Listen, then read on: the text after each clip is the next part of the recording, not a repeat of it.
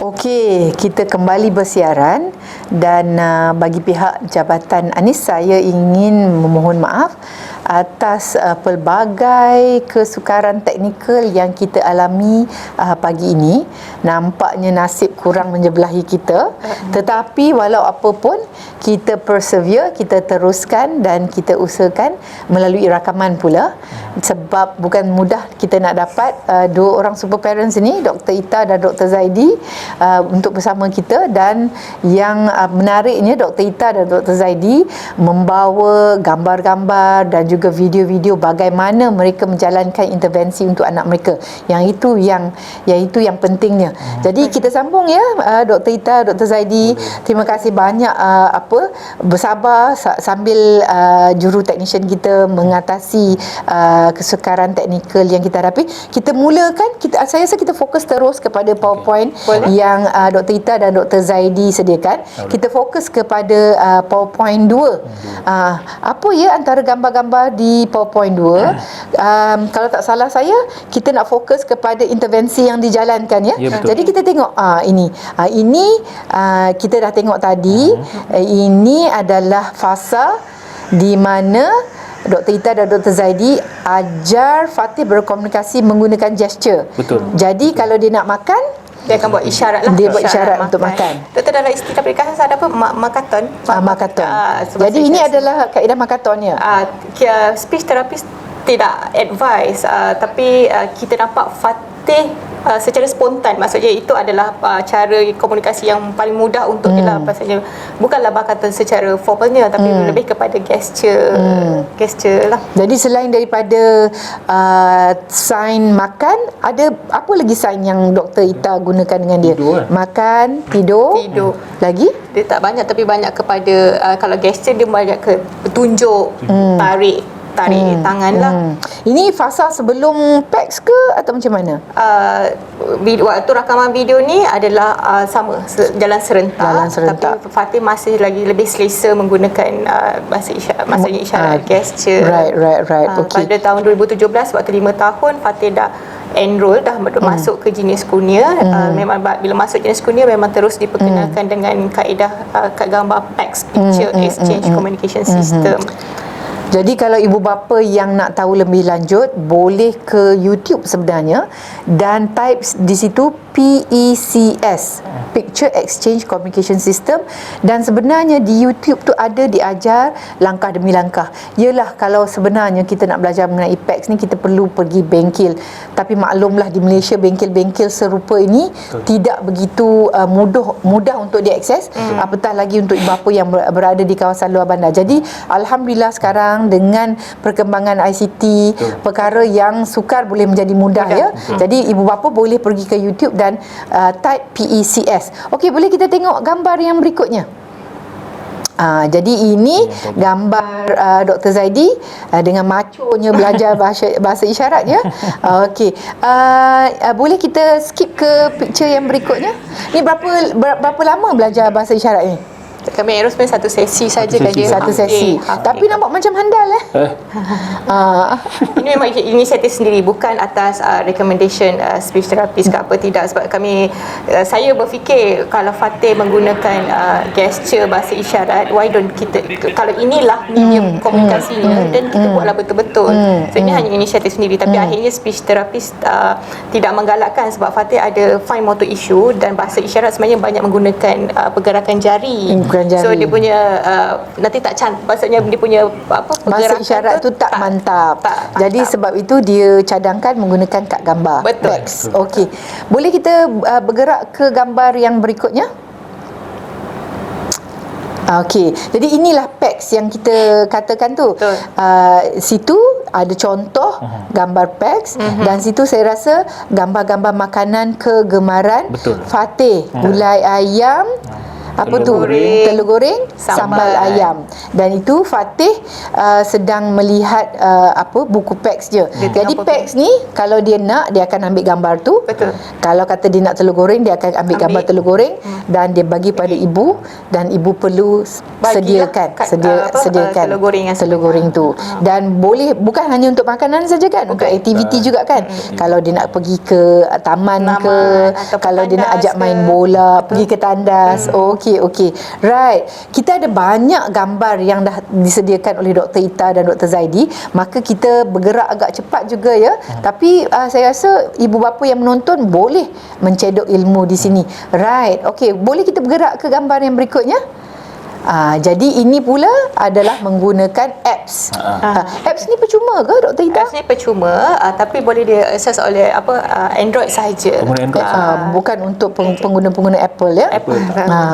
Jadi kita download saja. Download secara percuma. Konsep, kalau siapa yang tahu yang pernah guna PAX, basically konsepnya sama macam PAX, cuma dia versi kita panggil high technology. Teknologi tinggi menggunakan aplikasi ataupun gadget. Adakah awal 2020, sekarang 2021, adakah Fatih masih menggunakan Jabtalk ni?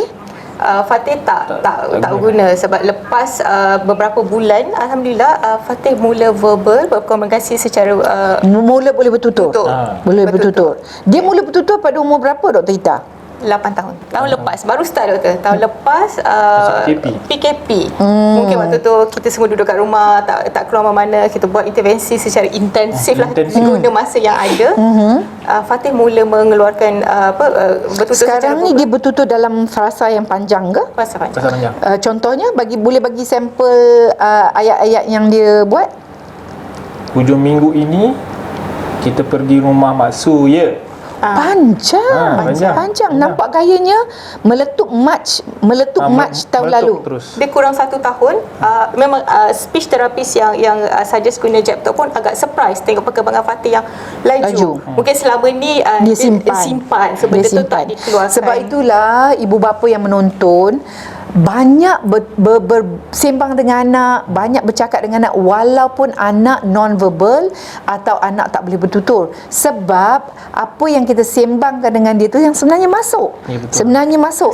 Dia faham apa yang kita kata, dan apabila dia boleh bertutur ibarat macam empangan pecah tak? Betul. Alhamdulillah. Masalah pelat tu masih lagi ada lah. Pelat sebab dia ada keadaan lain, which is aprexia. Aprexia tu menyukarkan dia sebut dengan betul. Untuk kami, kami boleh faham, tapi kita tengah buat intervensi lah. Boleh tak saya samakan pertuturan Fatih dengan basikal karat? Okey. Basikal karat, masa kita nak kayuh tu kan dengan susahnya, dengan banyak karat.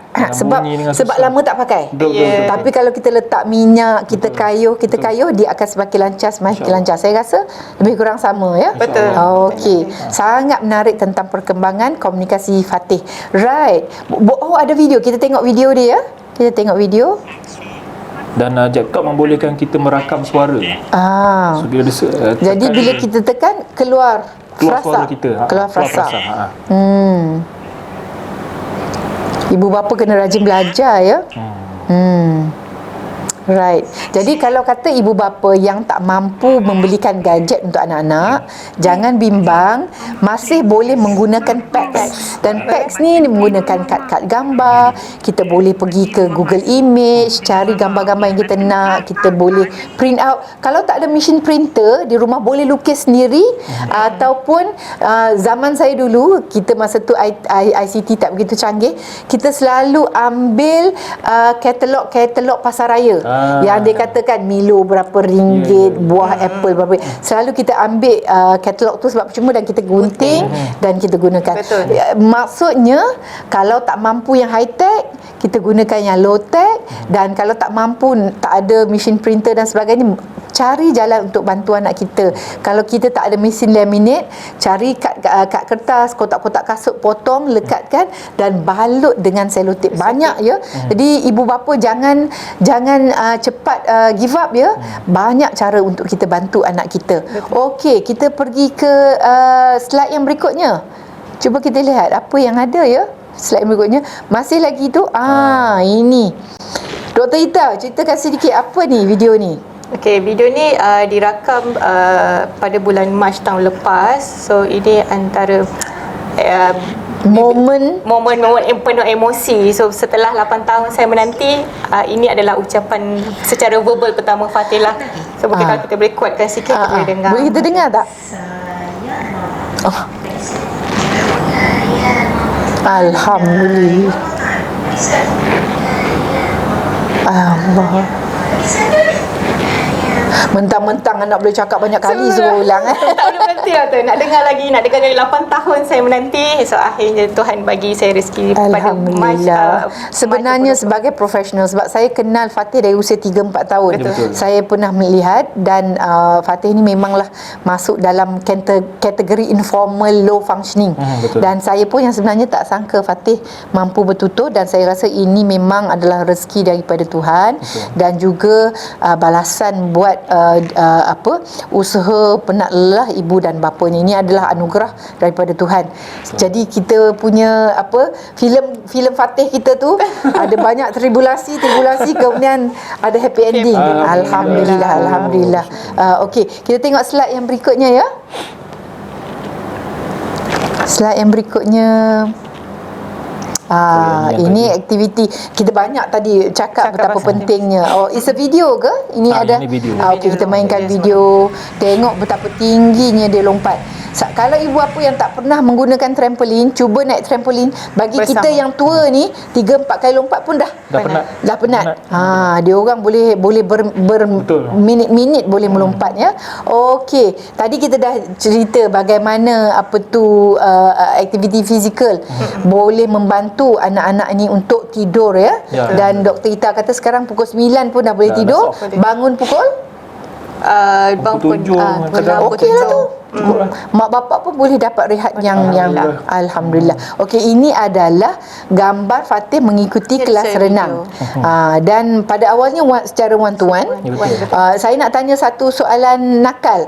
Kelas renang ni untuk latih Fatih jadi perenang Olimpik ke? Kalau ada rezeki, why not? Kalau ada rezeki. Tapi jujur saya cakap, secara mula-mulanya tujuan kami hantar ke kelas renang satu je, it's just water therapy, just to make him happy. Itu saja. Sebenarnya saya nak dia gembira sebab Fatih suka Air. suka air. Jadi bila dia dapat air tu dia happy dan dia punya stres, dia punya ketegangan pun reda. Sebab Fatih tak ada minat kepada permainan toys, interest toward toys tu tak ada. So aktiviti lain agak limited untuk Fatih. So saya mula fikir apa lagi aktiviti yang kita boleh introduce, kita boleh perkenalkan supaya dapat mengisi masa lapang. Dan satu momen yang saya rasa I have to do something, sebab kami pergi ke hotel, satu hotel ni di Terengganu. Hotel tu dia ada slide, ada gelongso yang tinggi. Untuk handle Fatih di dalam kolam yang ada slide, saya memerlukan 3 orang dewasa untuk jaga. Saya berada di atas slide tunggu Fatih, husband tunggu di bawah, dan ayah saya terpaksa duduk di tepi kolam to make sure Fatih akan pusing ikut circle yang sama. So Fatih agak impulsif. Boleh je nak terus lari ke sana ke sini. Saya ada kes di mana anak autism masa slide tu dia berdiri dan dia lompat ke taman-taman tu. Pernah. So untuk 3 orang standby dalam untuk just to make sure Fatih selamat untuk main air. Saya rasa saya tak boleh sustain keadaan ni untuk jangka masa lama. So saya rasa I have to do something lah, maksudnya untuk kelas renang. Dan kita tahu kelas renang memang akan memberi benefit, maksudnya kebaikan kepada semua orang, bukannya anak autism saja. So termasuklah kita yang dewasa. Saya pick up daripada point Dr. Ita. Sebenarnya aktiviti fizikal ni bukan sahaja baik untuk anak autism, baik untuk bapa anak autism pun ya. Jadi aktiviti fizikal ni memang disarankan oleh doktor-doktor untuk kita pastikan bahawa tubuh badan kita sihat. Apatah lagi untuk anak autism yang ada hyperaktif, memang boleh membantu dan memang sangat digalakkan. Kerana mereka tidak ada tabiat bermain macam anak-anak yang lain. Right. Okey. Kita menarik ya. Jadi cikgu kelas renang tu pun menggunakan pads dengan Fatih ya.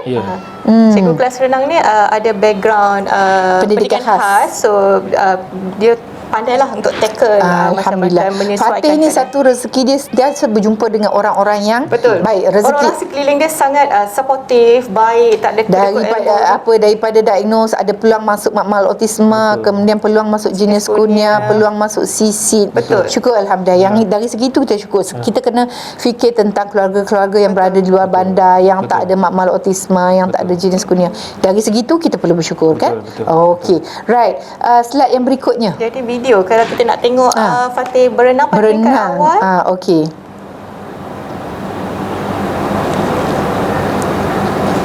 Itu dia berenang tu. Dia berenang. Pakai pelampung ke? Waktu ni Basir kita nak train dia untuk terapung di dalam air. So dia terpaksa berpaut pada botol kosong. Botol kosong. Coach kelas renang tu yang sebelah kiri, so yang memakai Dia singlet. kena pegang ke botol kosong tu? Sebenarnya dia untuk kekuatan diri, untuk dia cuba berusaha untuk terapung. Right. Dan video ni coach yang sama, guru kelas renang yang sama. Ini Fatih lah. Pada permulaan kami terpaksa buat enroll kelas one to one sebab isu mendengar arahan, keselamatan. Dah boleh buat backstroke Boleh. Alhamdulillah.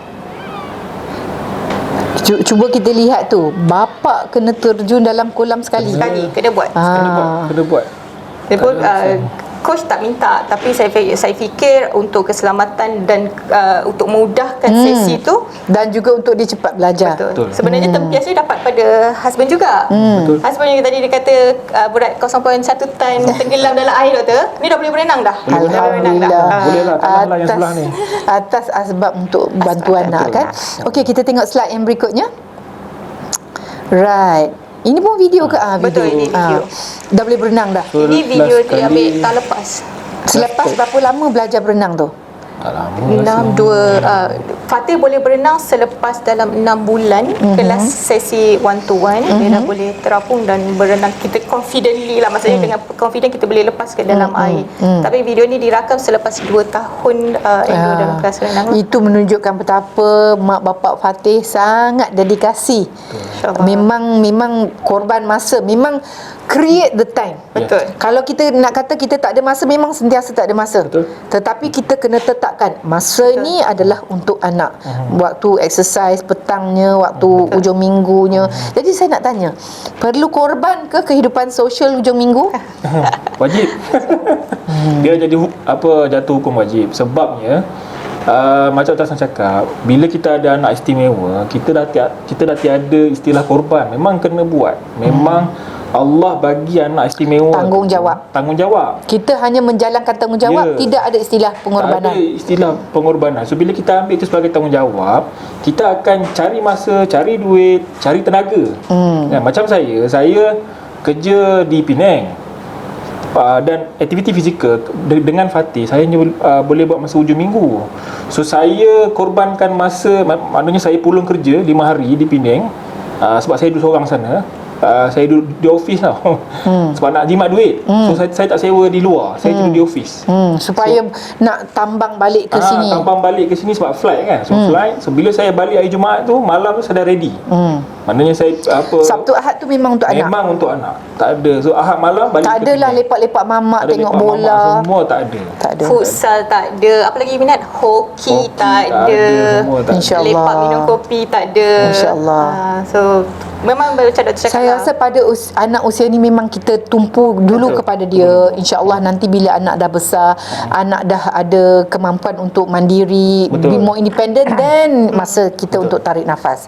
Saya rasa sebenarnya kita nak korbankan masa sosial ni, ini pengalaman saya lah. Ia sebenarnya sementara je. Sementara anak nak settle all the issues, so sebenarnya lepas settle sebenarnya kita boleh. Jadi saya nak tanya Dr. Ita, ni Dr. Ita dengan Dr. Zaini ni dah masuk fasa dah settle ke? Not 100%?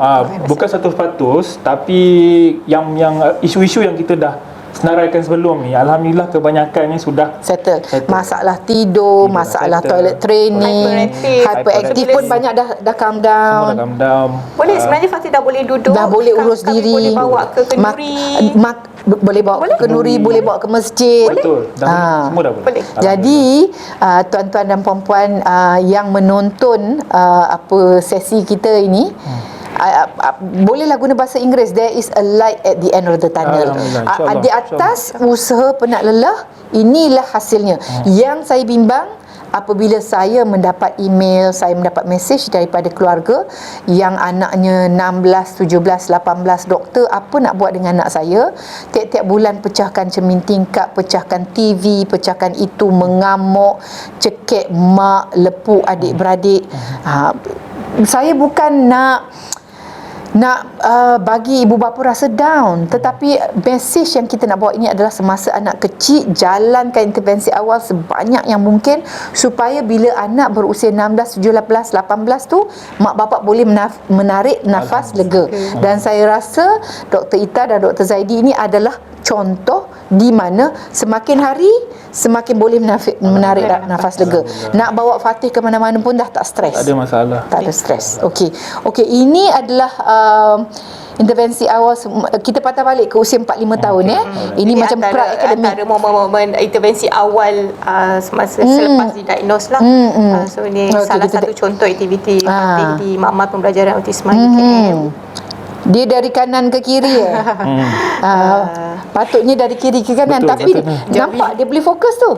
Walaupun dia pegang pen tu tak betul lagi, tapi dia dah boleh duduk. Dan bukan senang nak buat lengkuk lengkuk macam tu. Untuk seorang anak yang hyperaktif yang tak boleh duduk di meja langsung, ini adalah satu perkembangan yang bagus. Okey, right. Sambung tugasan dia yang kedua. Oh, sama juga, lagi lengkuk tu. Nampak tak betapa dia boleh fokus tu. Dan cikgu menggunakan bahan bantu mengajar, kertas yang dilaminate dan pakai whiteboard marker. Dan selepas pakai boleh pakai lagi dan lagi. Kakak bergambar tu sebenarnya sangat membantu Fatih. Bila arahan diberikan secara verbal ditambah dengan visual, sokongan visual dan aktiviti dijalan secara berstruktur, sebenarnya Fatih boleh. Tapi kalau kita simply buat memang tak boleh. Tapi untuk structured isu boleh. Jadi dekat meja tu ada gambar-gambar arahan kalau kita tengok. Dan gambar-gambar arahan ni dalam bengkel kedua Anis kita dah ceritakan kepada ibu bapa bagaimana nak guna. Dan inilah salah satu penak jerih Dr. Ita ya.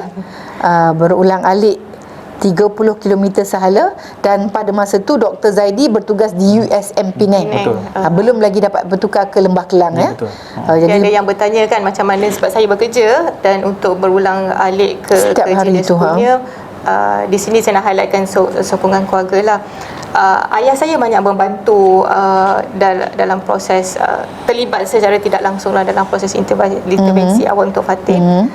Ayah saya pada tahun 2017 sebenarnya dia masih bekerja, tapi melihat keadaan Fatih yang perlu sebab saya explain dengan ibu ayah saya kepentingan buat ni semua. Dan pada tahun ini saya berpindah daripada Putrajaya ke Hospital Kajang yang lebih dekat dengan rumah.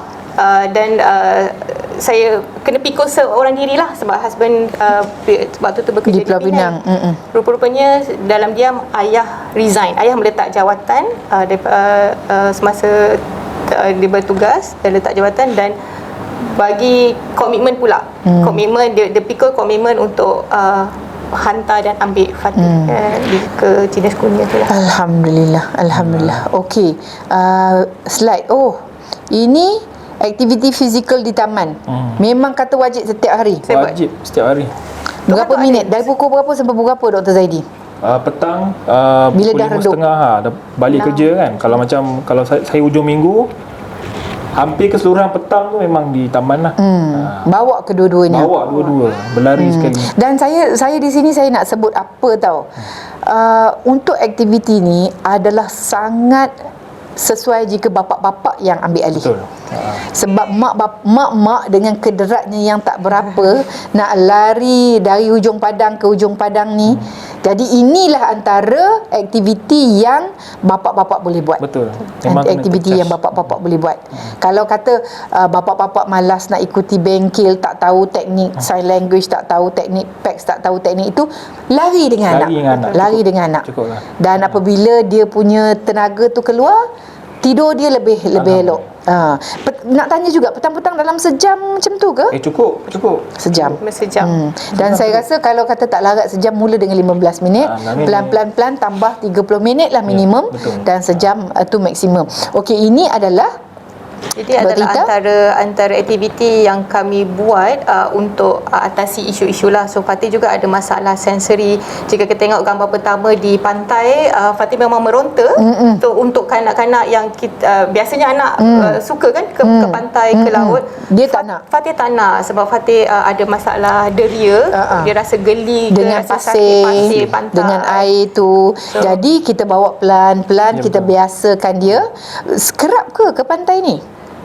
Ke pantai tidak buat, tapi benda selain pantai sebenarnya kami bawa ke padang dan buka kasut yang dekat bawah tu, sebenarnya video mungkin boleh mainkan yang video ini tahun lepas, tahun 2020 makin improve lah, makin improve. Tapi masih lagi tak comfortable, tak selesa bila berada di pantai, tapi kita nampak ada improvement. Yelah, benda ni kalau kita nak buat macam Dr. Ita kata, bukan hari ni buat esok.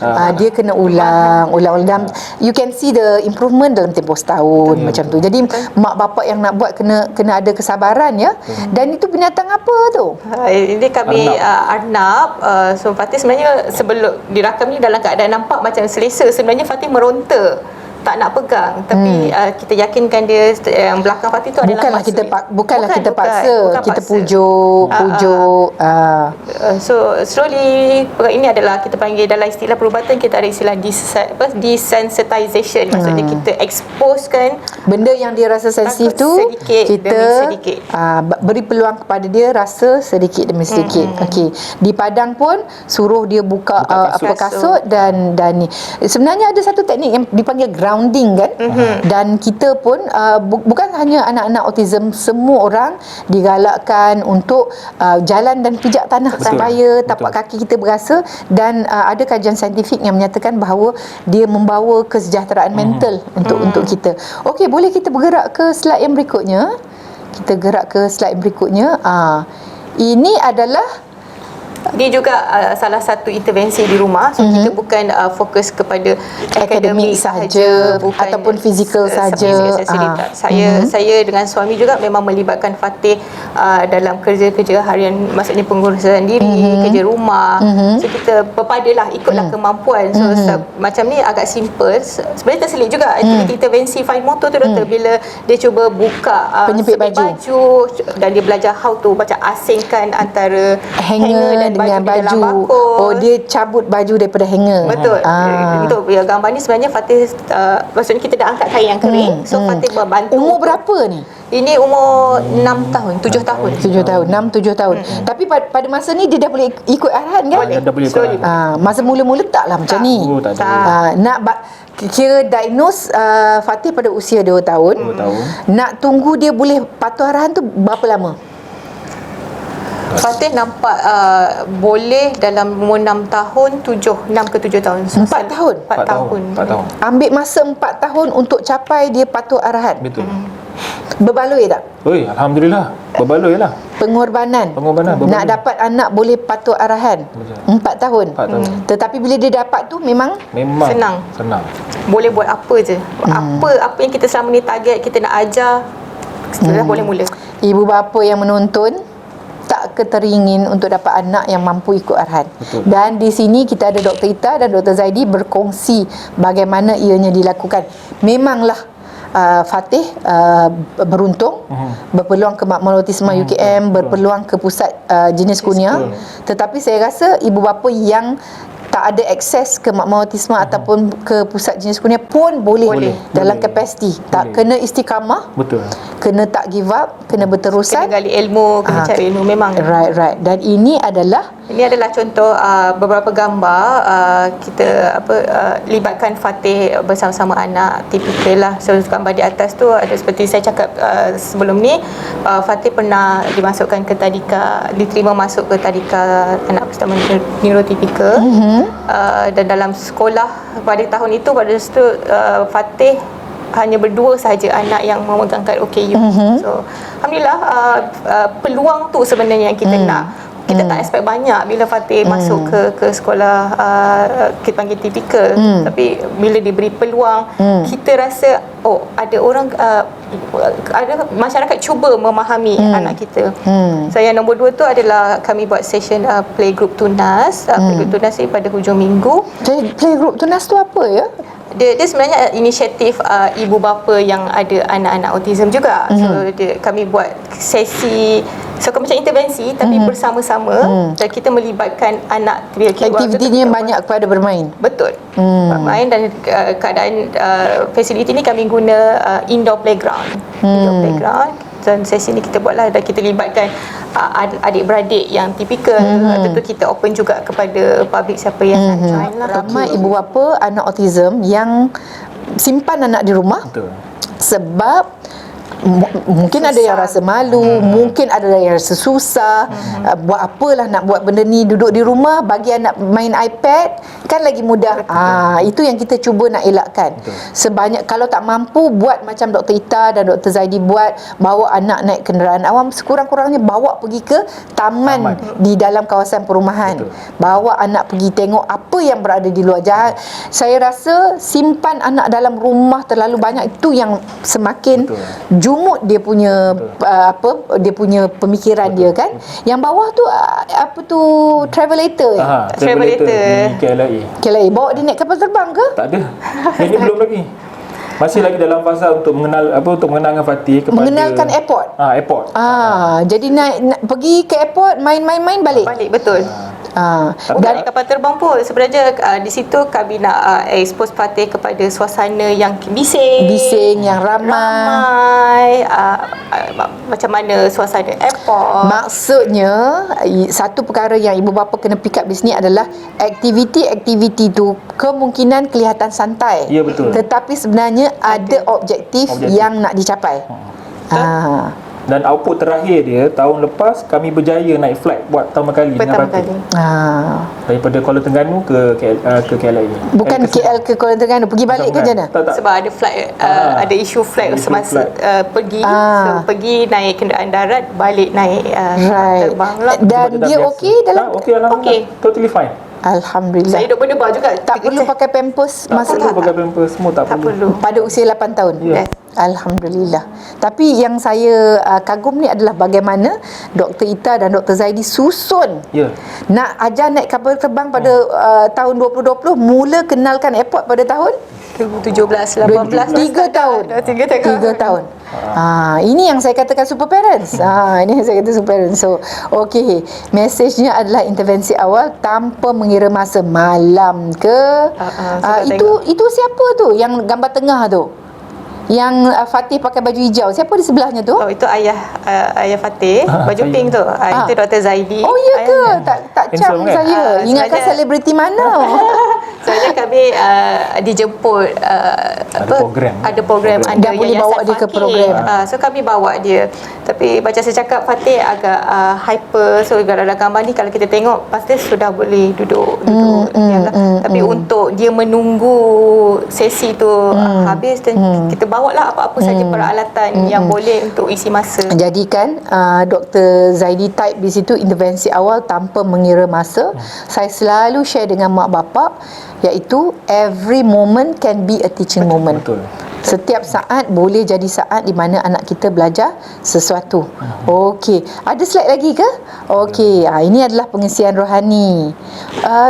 Dr. Zaidi ikut. Apa aktiviti di sini, Dr. Zaidi? Di sini di Yayasan Fakih dinilai Fatih diajar bagaimana untuk membaca Quran. Walaupun membaca tu sebenarnya pada mulanya Fatih belum lagi non verbal kan. Dia boleh sebut.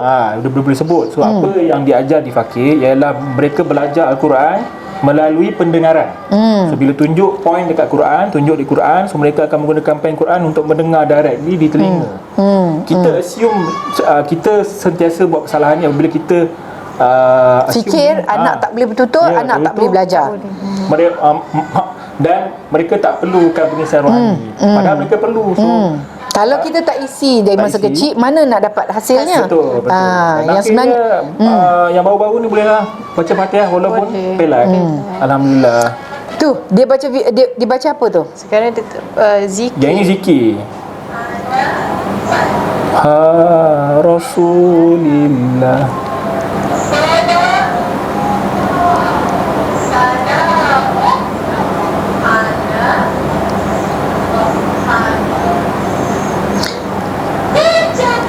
Dan yang menariknya, Akademi Faqih ni banyak bekerjasama dengan beberapa pusat di seluruh Malaysia. Betul. Kalau tak salah saya, Labuan, Sabah pun ada. Ya. Jadi kalau ibu bapa berminat bagaimana caranya untuk mengajar anak-anak istimewa, bukan autism saja ya, untuk beribadah, untuk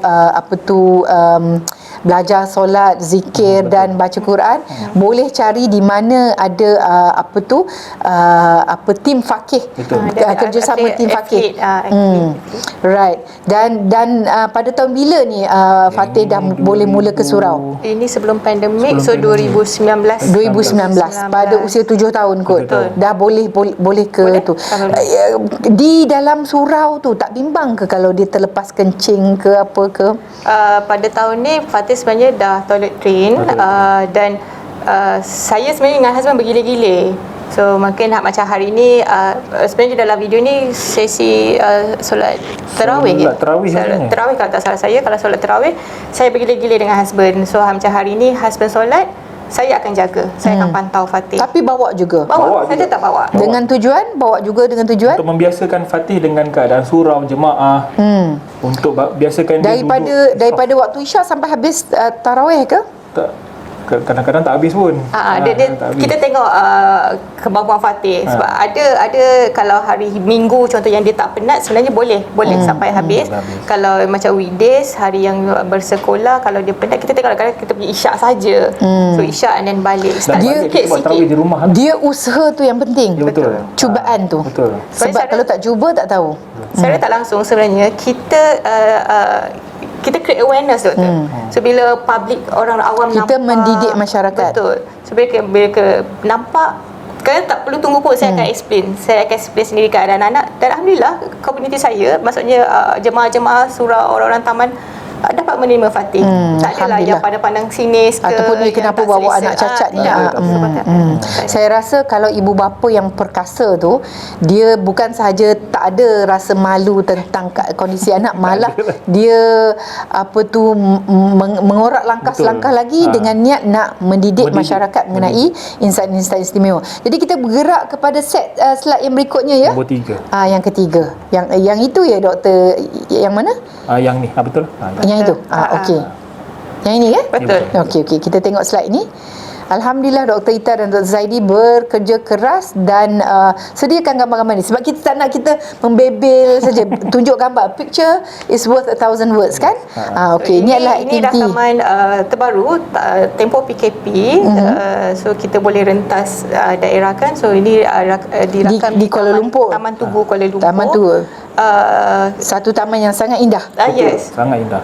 Percuma lagi. So apa yang saya nak highlightkan di sini, kami walaupun Fatih nampak kita kata dah settle, banyak isu dah settle, aktiviti fizikal kami masih teruskan. Teruskan. So, bawa je ke taman, buat aktiviti Ujung-ujung minggu terutamanya, petang-petang aktiviti fizikal tetap jalan. Dalam dah buat, doktor, dia akan jadi aktiviti keluarga. Macam tu si adik pun involve, saya involve. Dia dah jadi satu budaya keluarga untuk bersenam. Betul. Betul. Kalau kata tak ada anak autism, mungkin lepak tengok TV, tengok drama Korea, tengok apa agaknya ya.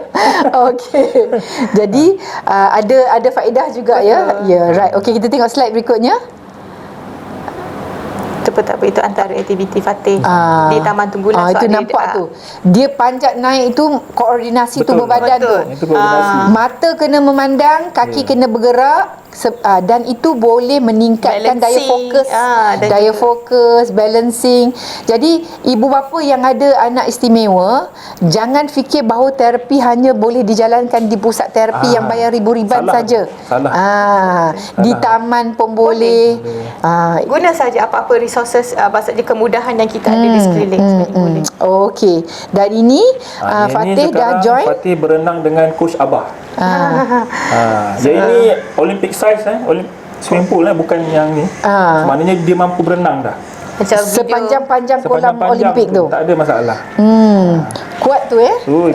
So, kuat, Fatih alhamdulillah. sekarang berenang di bawah Persatuan Renang Para Kuala Lumpur. So biasanya sesi dijalankan di Kompleks Sukan Paralimpik Kampung Pandan. Macam Dr. Zadi cakap tadilah, saiz kolam tu sebenarnya Olympic size, dan stamina dah kuat kan, alhamdulillah lah, boleh.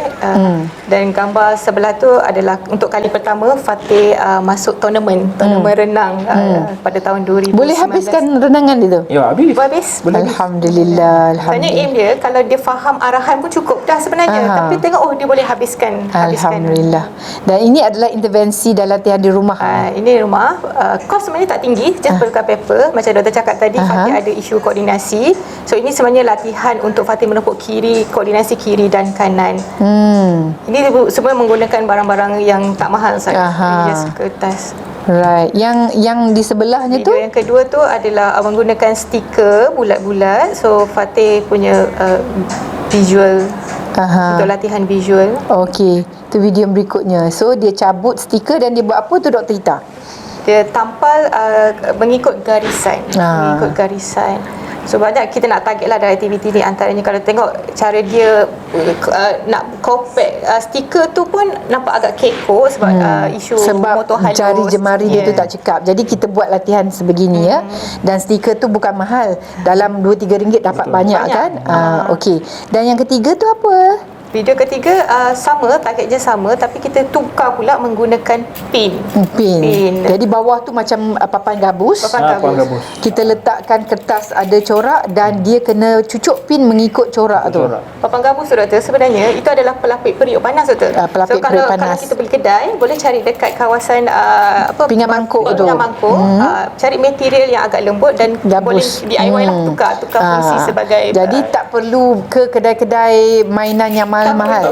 Tak perlu. This is a very good point. This is a very good point. Okay.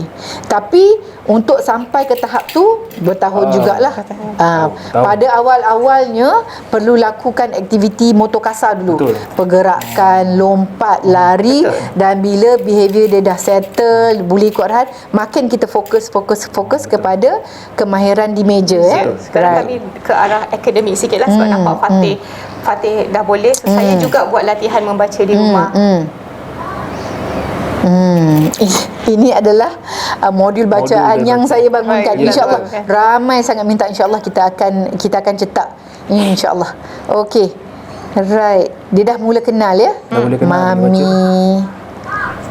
Dan saya rasa penting ini untuk kita tunjuk kepada ibu bapa. Kalau kita tak kembangkan anak kita, tak adalah sampai ke tahap ini. Saya rasa Dr. Ita dan Dr. Zaidi pun tak sangka satu hari dia boleh membaca. So dulu anaknya dah verbal doktor. So macam mana kita fikir budak yang tak boleh bercakap, tak bertutur, tiba-tiba nak membaca. So sebenarnya boleh. Dan saya nak kongsi satu rahsia dengan ibu bapa ya. Sebenarnya anak yang tak boleh bertutur, anak non-verbal pun boleh diajar membaca dengan kaedah yang betul, insya-Allah. Right. Okey, dan dia baru berusia 9 tahun. Jauh lagi perjalanan dia. Kalau kata dia tak dapat masuk universiti pun dia boleh bekerja secara berdikari dan dalam pekerjaan dia tu memerlukan dia membaca arahan-arahan ringkas. So, lagi banyak kemahiran yang dia dapat, lebih terbuka luas peluang dia di masa hadapan.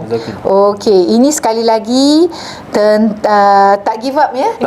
Tak give up untuk biasakan dia dengan pasir di pantai. Dah tak selesa kan?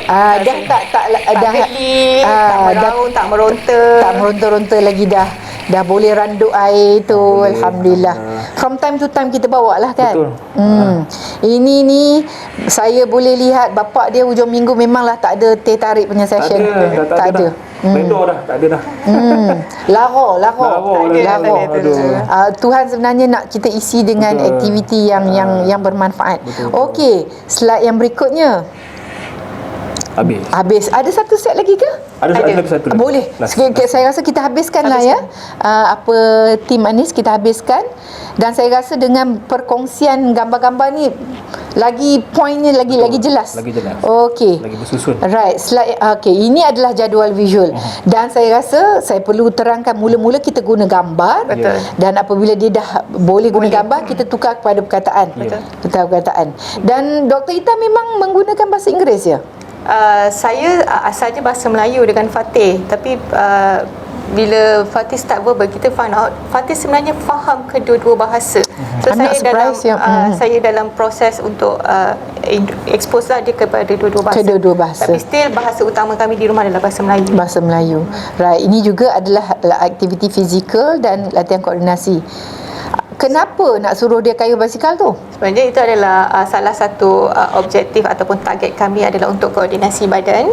Dia dah boleh tunggang basikal belum? Belum lagi. Coming soon saya rasa Coming soon, insyaAllah. Coming soon nanti disebabkan dia boleh kayuh dengan bapak dia, pergi sana pergi sini kan. Dan sebab aktiviti waktu pandemik kan kita tak boleh keluar, so kebanyakan di aktiviti dalam kita rumah modify saja. dalam rumah Itu lah. angkat kaki apa tu? Kepik bola. Alah, saya apa Aunty Hasnah pun kena buat aktiviti ni untuk mengecilkan peha tu. Okey. Aktiviti ni sebab saya dipantau ataupun kita ada guidance lah daripada terapi. Saya ada satu kita panggil hubungan yang baik dengan Mak bapak bina terapis. hubungan baik dengan ahli terapis, Ya, betul. dan ahli terapis pun tak kedekut untuk Tak kongsi ada. ilmu. Konsult online boleh, WhatsApp boleh, tanya boleh. Kadang saya tanya, antara cikgu yang saya kontak adalah Cikgu Aswadi daripada OT di Jenis Kurnia. Saya tanya, cikgu, apa yang saya boleh buat? What's next? So kalau saya dah buat ni, Fatih dah capai, so apa lagi cara untuk saya upgrade this activity? So dia akan guide saya time to time lah macam mana. So macam aktiviti ni bukannya lah saya pun pandai-pandai saja buat. Tak. Setiap aktiviti yang dirancang akan ada reason and apa target yang kita Kalau nak capai. ada terapis, bina hubungan yang baik. Betul. Ya. Betul. Okey. Yang video yang ketiga yang ni, ini kami punya aktiviti di Putrajaya masa PKPB, bukan boleh masuk Putrajaya kan. So bila malam, sebab kadang petang saya ada kerja tak sempat nak pergi kan. So malam kan Malam pun malam. kita buat. Malam pun pergi juga. rajin, sangat-sangat rajin. Dan yang video yang keempat, Yang ini di Taman Botani. Macam saya cakap tadi, Fatih ada masalah koordinasi, tidak boleh tunggang basikal. So kita downgrade sedikit menggunakan skuter. So kita tengok masih kekok kan. So tapi kami InsyaAllah. dalam proses untuk ni lah right. slowly. Okey, yang berikutnya, slide yang berikutnya. Dan ini Ini paling terkini lah daripada anak yang aktiviti di Pusat Jagaan Autism Sisit. Video tu sebenarnya cikgu di Sisit rakam keadaan Fatih bermain injek-injek semut bersama kawan, Picit tangan kawan satu dan yang saya sebagainya. nampak, Fatih boleh duduk dalam kumpulan yang pertama, dan yang kedua mereka bermain bersama-sama, dan Fatih yang saya cakap tadi non-verbal boleh menyanyi bersama-sama lagu injek-injek semut. Itu pencapaian terkini Fatih. Alhamdulillah. Jadi untuk ibu bapa yang asyik fokus kepada kejayaan akademik, sebelum kejayaan akademik, kita kena fokus kepada kemahiran sosial, kemahiran urus diri, kemahiran tingkah laku, dan juga kemahiran bermain. Betul. Yang sebenarnya bermain itu adalah sangat penting. Dan itu gambar keluarga bahagia tu sangat cantik. Sangat cantik Dia ada photoshoot cerita tu. juga di sebalik gambar ni. Sebenarnya gambar ni adalah kita panggil pre-session fotografi sebelum kami set fotografi session untuk Majlis Convocation Dr. Zaidi pada tamat tahun? PhD pada tahun 2017. 2017. So fotografer tu pun bila orang faham keadaan kita, orang faham keadaan anak autism, sangat mudah. Fotografer yang mengambil gambar ni nama dia Encik Izwan. Dia faham keadaan anak saya.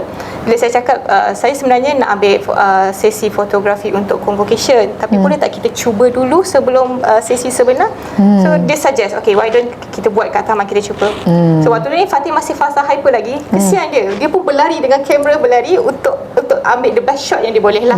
That is a really good shot. Ini sebenarnya gambar real. Waktu ni Fatih masih lagi 2017, Fatih masih lagi hyper. Dan ini adalah gambar sebelum tujuannya sebenarnya adalah untuk photoshoot sesi convocation. Dan cuba kita tengok kata-kata tu, autism does not come with a manual, it comes with a parent or parents who never give up. Dan saya rasa banyak Dr. Ita dan Dr. Zaidi berkongsi dengan kita. Sebelum kita akhiri, boleh tak kita summarize? Sebab rasanya ibu bapa pun mendapat banyak maklumat. Jadi kalau kita nak summarize kan. Nombor 1, penglibatan ibu bapa memang kena wajib. Betul. Dan sebagaimana yang Dr. Zaidi kata, ini bukan pengorbanan, ini adalah tanggungjawab. Jadi jangan kata alah perlukah aku berkorban, tapi kena kata ini adalah tanggungjawab Tuhan dan wajib dilaksanakan. Wajib. Satu. Saya rasa nombor 2, cari ilmu. Betul. Cari ilmu. Dan nombor 3, pastikan komunikasi dalam rumah tangga tu. Sebab kalau rumah tangga goyah, impaknya ke atas anak, tak ada lagi dah intervensi, tak ada dah apa. Yang keempat, Kalau tanya saya rasa redha tu penting, doktor. Bila kita redha, kita tak deny, kita dengan hati yang penuh, kita redha lah, kita terima anak seadanya, dan baru kita boleh. Selagi kita dalam denial, kita tak akan ke mana-mana. Okay, that's a very good message. Yang kelima, ni banyak ni yang kelima. Kelima, lagi kalau saya nak tambah, perlunya masa berdua. First and foremost, we are a couple first, and then we are Your parents. Lepas tu kadang-kadang bukannya lama pun kami keluar curi masa, pergi minum teh tarik, lepas tu balik. Maknanya masa berdua tu penting sebenarnya. Itulah. Right. Dan yang keenam, kalau saya boleh tambah, adalah kena jaga hubungan dengan terapis. Betul. Kena dapatkan ilmu yang banyak. Betul. Dan boleh tak saya curi masa sedikit ni nak tanya tentang isu persekolahan Fatih? Boleh tak? Boleh. Dia sekarang tidak ke sekolah kerajaan pada usia 9 tahun. Ada memohon kebenaran untuk menjalankan homeschooling daripada KPM ke macam mana? Tidak, waktu tu saya daftar Fatih di Ke sekolah? PPKI, Pusat Pendidikan Khas Integrasi, tapi kita bagi setting fasiliti dan setting tu tak sesuai, Tak untuk begitu Fatih. kondusif. Sebab apa? Untuk anak yang hyperaktif dan macam agak low function, sebelum di exit daripada jenis kurnia, Fatih boleh duduk dalam nisbah 1:3, 1 cikgu 3 murid. Tapi di keadaan di PPKI ketika itu at least 1:8. So keadaan itu menyebabkan saya rasa tak sesuai untuk sesi pembelajaran Fatih, dan saiz kelas sebelum, kerisauan saya adalah anak regress. Sebab kita dah put on effort banyak. Jadi harapan ibu bapa kepada Kementerian Pendidikan Malaysia? Sukar nak dinyatakan sebab ada banyak kekangan kan. Tetapi bolehlah kiranya kalau sudi untuk mengecilkan nisbah, untuk memberikan Latihan latihan kepada guru dan ibu bapa yang penting. Dan macam nak cakap lagi selebar itu, A lot of room for improvement. yes, a lot of room for improvement. Dan mungkin ini adalah salah satu perkara yang perlu menjadi agenda kita ibu bapa. Betul. Sebab tak semua ibu bapa mampu untuk menghantar anak ke pusat swasta. Betul. Yang itu adalah realiti kehidupan kita. Tak semua. Betul. Dan Dr. Ita dan Dr. Zaidi pun berkorban lah dari segi duit ringgit. Tak beli baju mahal, tak beli kereta BMW ke, tak apa, sebab nak bayar untuk pendidikan anak. Jadi kita berada di penghujung bengkel kita di sini, perkongsian santai kita di sini. Jadi banyak ilmu yang Dr. Ita dan Dr. Zaidi kongsi dengan kita. Nasihat saya kepada ibu bapa adalah jangan pula fikir Dr. Ita seorang doktor perubatan, Dr. Zaidi seorang pensyarah, ada PhD, maka mampulah mereka dari segi ilmunya, mampulah mereka dari segi keuangannya, mampulah mereka dari segi masanya. Tetapi mesej yang kita nak kongsi di sini adalah ini adalah tanggungjawab. Kita kena cari masa dan tak perlu nak belanja duit yang banyak. Dr. Ita banyak tunjuk bahan-bahan yang dibuat sendiri daripada bahan-bahan yang murah. Dan yang paling penting sekali adalah jangan sekali-kali berhenti mencari ilmu bagaimana untuk menolong anak-anak kita. Okey. Jadi sampai di sini saja. Sebelum kita mengundurkan diri, pertama sekali kami bagi pihak tim teknikal memohon maaf di atas beberapa kesulitan teknikal yang dihadapi. InsyaAllah pada awal April ni kita akan ada satu sesi bersama tim Fakih dan tim Umi Maktum nak bercerita mengenai ibadah puasa dan anak-anak OKU, apa hukumnya, bagaimana nak jalankan dan sebagainya. Itu pada awal bulan April, dan harapan kita pada masa tu segala masalah teknikal dapat diatasi dan bengkel dapat berjalan dengan lancar. Dan bagi pihak Jabatan Anis, saya nak mengucapkan jutaan terima kasih kepada Dr. Ita dan Dr. Zaidi yang datang dari Kajang ke studio di Shah Alam, berkongsi ilmu, tak lokek langsung, boleh kata dengan gambar anak dia, video anak dia, semua kongsi bagaimana mereka jalankan. Dan saya rasa lepas ini Facebook Dr. Ita, Dr. Zaidi akan ramai friends. Dah penuh 5,000 ke belum? Saya belum. Lepas ini akan penuh lah. Sebab saya punya Facebook memang dah lama penuh. Saya Facebook tu memang dah infak dah untuk okey, kongsi pasal anak. Okey.